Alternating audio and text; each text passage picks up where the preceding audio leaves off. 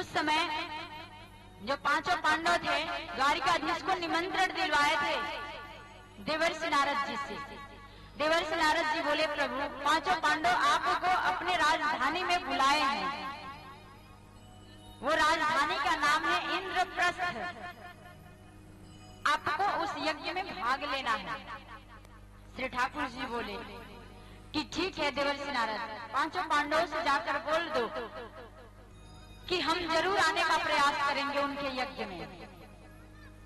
श्री ठाकुर जी जाते हैं पांचों पांडवों के पास,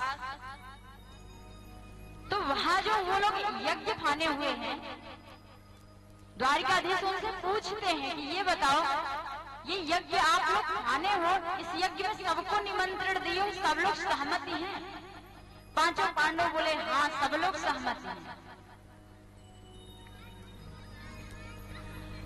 बोले एक ही लोग इसमें सहमति नहीं है, भाग नहीं लिए हैं।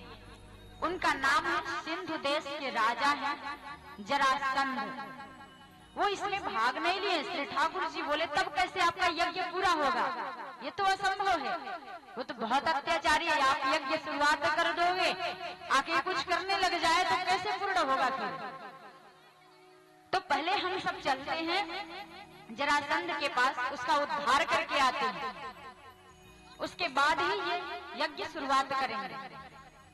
द्वारिकाधीश जो है अर्जुन जी को साथ में लेते हैं महाराज, भीमसेन को, और स्वयं तैयार होते हैं। द्वारिकाधीश ब्राह्मण का रूप ले लेते हैं, अपने दोनों मित्रों को, भीमसेन को और अर्जुन जी को, उन्हें भी ब्राह्मण बना दिए।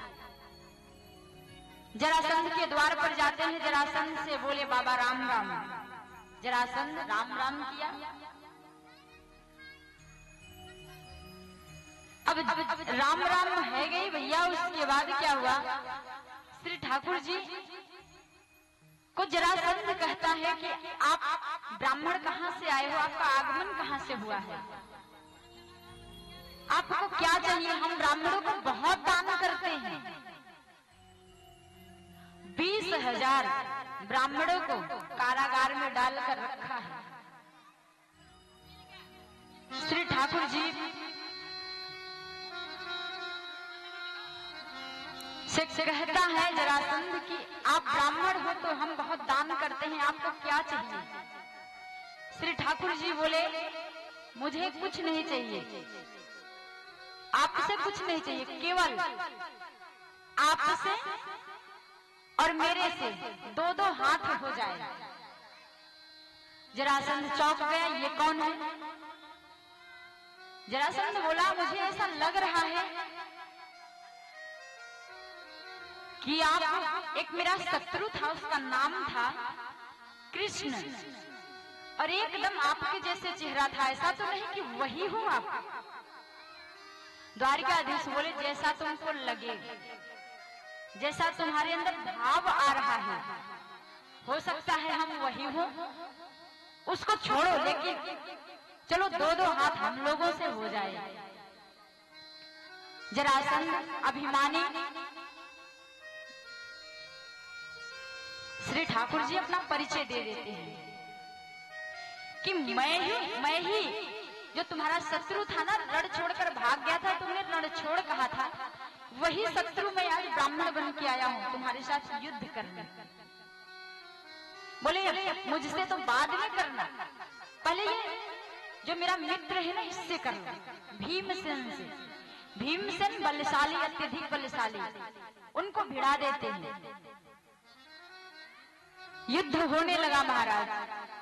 युद्ध करते करते करते करते जरासंध एकदम थक गया, थक के चूर हो गया, और भीमसेन को भी पसीना पसीना आने लगा, क्योंकि उन्हें भी घमंड है कि मेरे पास बहुत बल है, इसीलिए मुझे युद्ध करने के लिए द्वारिकाधीश बोले हैं। उनका भी अभिमान तोड़ रहे हैं श्री ठाकुर जी। किसी के अंदर थोड़ा सा भी अभिमान आ जाता है ना, तो उसे खाने में ठाकुर जी देर नहीं करते। अभिमान को खत्म कर रहे हैं। भीमसेन युद्ध करते करते करते करते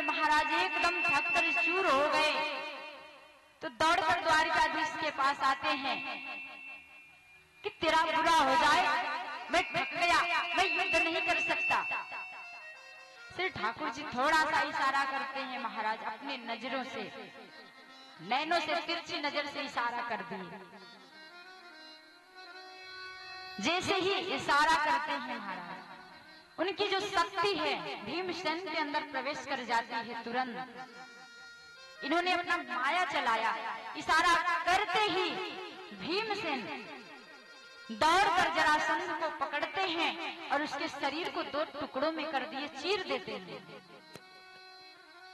उसका उद्धार हो गया। गोविंदाय नमो नमः। जरासंध जब खत्म हो गया, श्री ठाकुर जी दौड़ कर जाते हैं। 20,000 पंडित जी जो कैदी बने हुए हैं, जेल में हैं, तुरंत उन्हें निकालकर बाहर करते हैं। सारे पंडित जी चरणों में गिर गए द्वारिकाधीश के, महाराज आपने हमें बचा लिया। ये जरासंध कितने वर्षों से मुझे कैदी बनाकर रखा हुआ है, जेल में मेरा कोई गलती नहीं, कोई अपराध नहीं है, तो भी सबको जेल से विरक्त कर दिए श्री ठाकुर जी। पंडितों का उद्धार करने गए थे, जरासंध का उद्धार करके आते हैं महाराज। पांडवों का जो यज्ञ है ना, उसको पूरा करवाते हैं। पांडवों का यज्ञ पूरा करवाते हैं श्री ठाकुर जी। आगे की लीला श्री सुखदेव जी राजन परीक्षित से श्रवण कराते हैं। देखिए, श्री ठाकुर जी को जो भाव से भजता है ना, श्री ठाकुर जी जो भाव से भजते हैं, उसका एक पुष्प तुलसी पत्र भी स्वीकार कर लेते हैं। आप 56 प्रकार के भोग मत लगाओ महाराज। एक बड़ी सुंदर कथा आती है। श्री सुखदेव जी राजन परीक्षित से श्रवण कराने लगे कि एक बार श्री ठाकुर जी जब मथुरा में गए थे, मथुरा में गए, गुरुकुल में उनका नाम लिखवाते हैं उनके पिताजी। वहां एक मित्र रहते हैं जिनका नाम है सुदामा। उनका नाम है सुदामा। वो बचपन के मित्र थे, लेकिन जैसे ही पढ़ाई पूरी होती है महाराज, कृष्ण कन्हैया जो है अपने मथुरा की ओर आते हैं, सुदामा अपने नगर की ओर चले जाते हैं। बचपन में मित्रता हुई थी, लेकिन वही मित्रता कितने वर्षों के बाद वही मित्रता साथ देती है। सच पूछो तो मित्रता करना है तो सुदामा जी और भगवान श्री कृष्ण की जैसी मित्रता थी ना, वैसे मित्रता कोई करे तो करना नहीं। ऐसे मित्रता बनने से, मित्रता निभाने से कोई मतलब नहीं निकलता जी। इससे अच्छा से ठाकुर जी को अपना मित्र बना लो, अपना संगी साथी बना लो, इससे बढ़कर कुछ नहीं है। देखिए,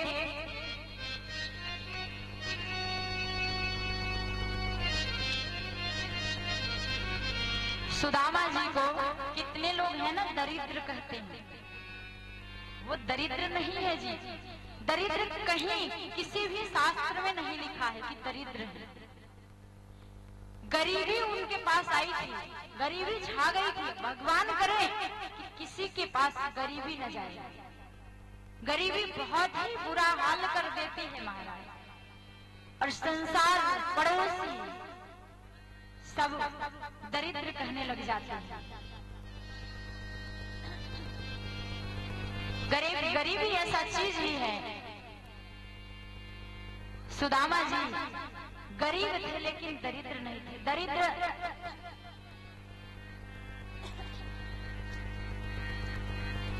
दरिद्र उसे कहते हैं महाराज जो असंतोषी हो, जिसके पास संतोष नहीं है।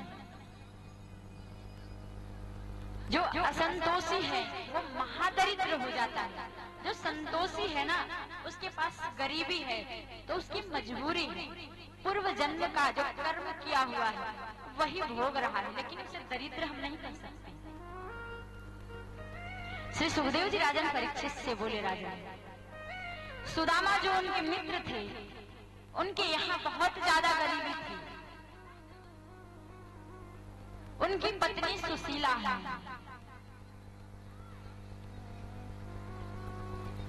सुदामा जी जो है ना, कभी किसी के द्वार पर भिक्षा मांगने नहीं गए, कभी किसी के द्वार पर भिक्षा नहीं मांगे थे वो। आप लोग सुन रहे होंगे ना, तो वो गलत बात है। भागवत उठाकर आप पढ़ लो। वो भिक्षा मांगने किसी के द्वार नहीं जाते थे, मंदिर में घूम घूम कर सबके घर पे जा जाकर कीर्तन करते थे, कीर्तन करते थे। और कीर्तन में जो दान दक्षिणा आती थी ना, जो दान करते थे उन्हें, अनाज राशन वही लेकर आते थे। वही अनाज राशन से अपने बच्चों का, अपने पत्नी का, अपना भरण पोषण करते थे।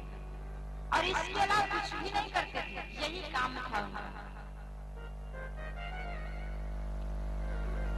कृष्णस्याश्रित सखा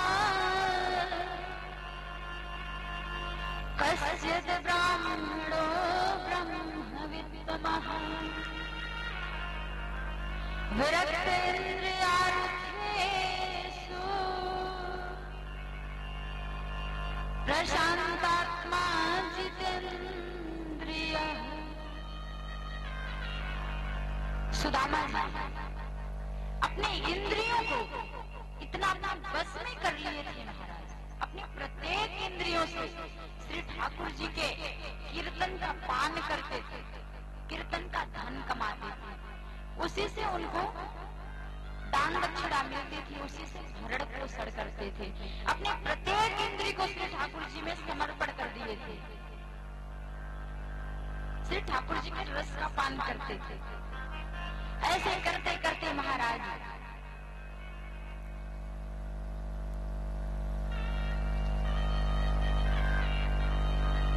बहुत ही ज्यादा गरीबी आ गई।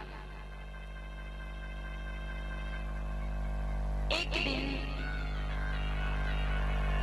सुशीला जो है सुदामा जी की पत्नी बोली, अजी सुनते हो ये गरीबी कब जाएगी? 4 पुत्र हैं, बिना खाए पिए सो जाते हैं।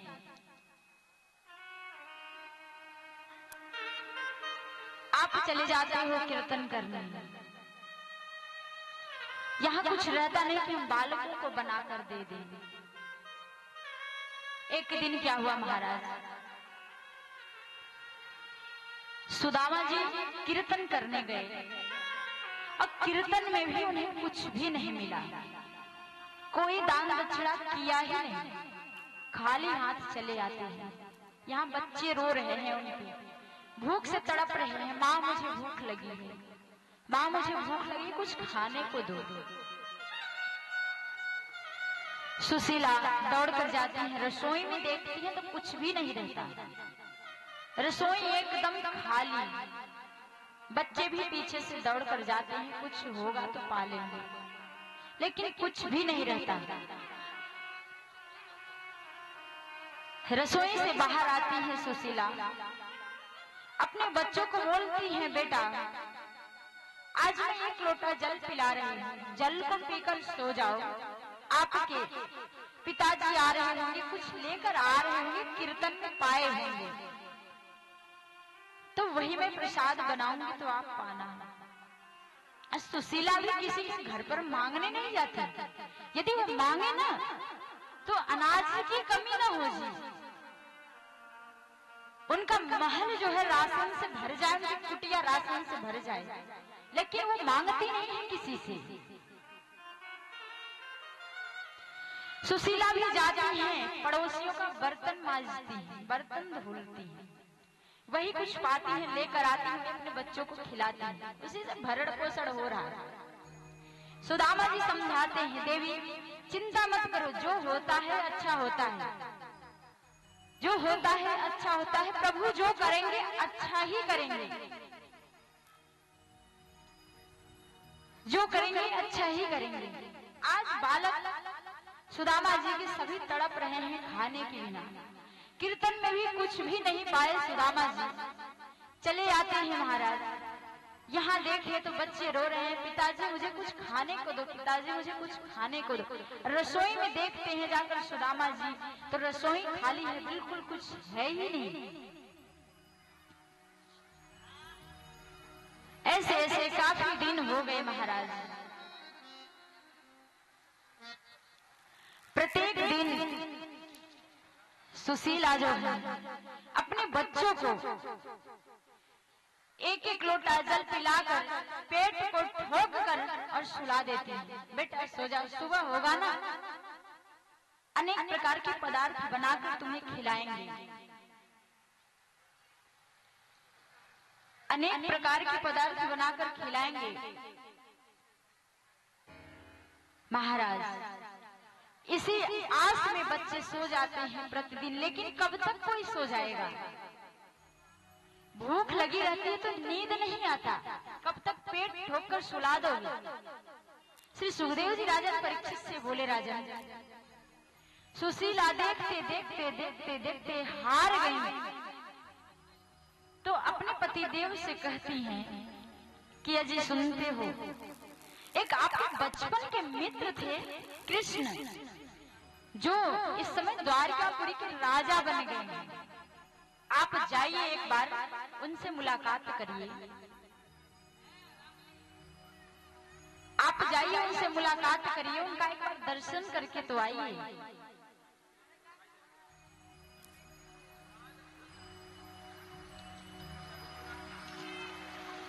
श्री सुखदेव जी राजन परीक्षित से बोले, राजन सुशीला समझाती हैं, सुदामा चिंतित हो जाते हैं, बोले देवी मैं वहां कैसे जाऊं? तुम्हें तो पता है हम लोगों के घर पर कुछ भी नहीं है, कहीं भी जाओ तो खाली हाथ नहीं जाना चाहिए। एक तो वो मेरा बचपन का मित्र है कृष्ण, और इतने दिन के बाद हम जाएंगे, खाली हाथ करके जाएंगे तो कितने दुख की बात है। जाने का तो बहुत इच्छा है, लेकिन कुछ भी है नहीं पास में, कैसे जाए? सुशीला बोली, अजी आप जाने की तैयारी करिए, मैं कुछ व्यवस्था करती हूँ। सुशीला दौड़ी दौड़ी गई, 5 घर पर बर्तन मांजती हैं महाराज। बर्तन मांज कर 5 घर से एक एक मुट्ठी चावल पाती हैं।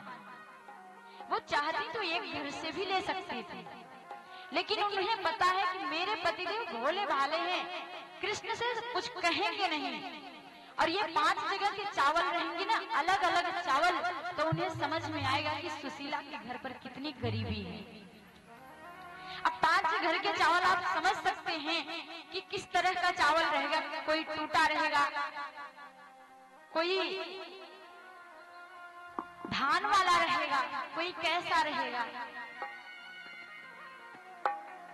इस तरह के 5 चावल, 5 प्रकार के चावल, उन्होंने 5 मुट्ठी चावल लेकर आई और अपने साड़ी को फाड़ती हैं और उसी में चावल को गट्ठी मारती हैं, पोटली बनाई। सुदामा जी जो है ना, उनको समझाती हैं कि पति देव आप ये चावल लेकर जाइए और उनसे मिलकर आइए। सुदामा जी बोले, हम उसी शर्त पर जाएंगे, उनसे कुछ मांगेंगे नहीं, केवल दर्शन करके चले आएंगे। सुशीला जी अपना काम जो करना था उन्होंने कर दिया। अपने पति देव को समझाती हैं कि वहां जाना तो आप एक मेरा निवेदन उनसे कर देना और कुछ नहीं। वो निवेदन क्या है? बोल देना कृष्ण से, एक मास द्वैपाख में,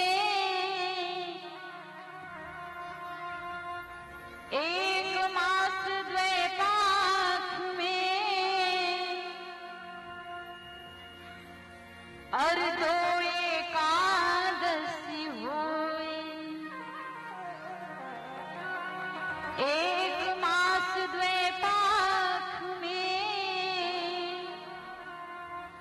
2 एकादशी हुए, पर हमरे घर गोपाल जो, पर हमरे घर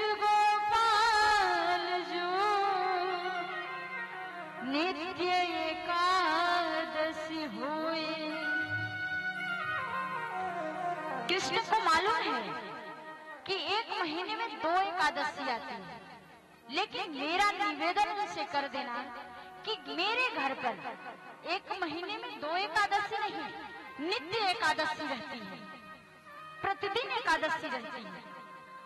बस इतना निवेदन कर देना और कुछ नहीं चाहिए। महाराज सुदामा जी जो है चावल की पोटली लेकर सुशीला जी की विनती सुनकर चल देते हैं द्वारिकापुरी की तरफ। बड़ा सुंदर भाव है, चलते हैं और बड़ा सुंदर कीर्तन गाते हुए जाते हैं द्वारिकापुरी की ओर।